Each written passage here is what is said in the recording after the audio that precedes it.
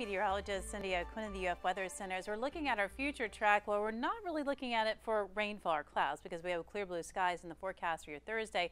But notice we're starting to see the winds become a little bit more to the northeast, and they're going to continue to change to the east and then eventually more southerly as we're heading into Friday. And what that's going to be doing is that'll start to bring up some milder air into our forecast. And there are a couple of scattered clouds off in the Atlantic, so around Daytona and the first coast and Space Coast. You might see a couple of scattered clouds later overnight, but into Friday we'll start to see those winds shifting a little bit more to the south, and that's going to push our temperatures then back up to near 80 degrees. So we are going to see some warming. Now our three big things that we're talking about is that mild air back in the forecast after a morning low on Thursday at 42. We're headed to the lower 70s on Thursday, but 80 by Friday. And then we have our next front. It's going to be a fast moving one arriving on Saturday night.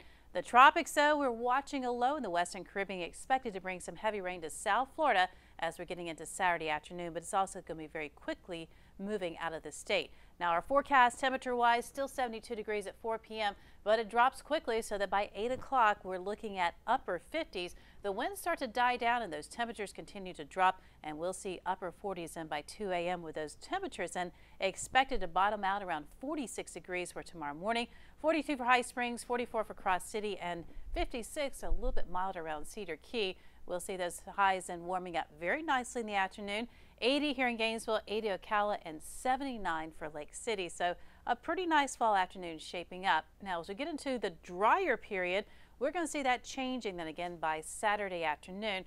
We'll see Saturday morning, though, dry for pretty much the entire state except for Miami, South Beach, and back to the Keys. There will be that chance of moisture, but then watch what happens as that tropical low continues to push very quickly up across the southern tip of Florida. We'll see that moisture spreading northward, so places like Daytona, back towards Orlando and Tampa, they will see some showers, but we stay dry in Gainesville and also dry for the game on Saturday in Jacksonville. So that's good news there. It quickly moves off, and behind that cold front, then we got more drier air and cooler temperatures also.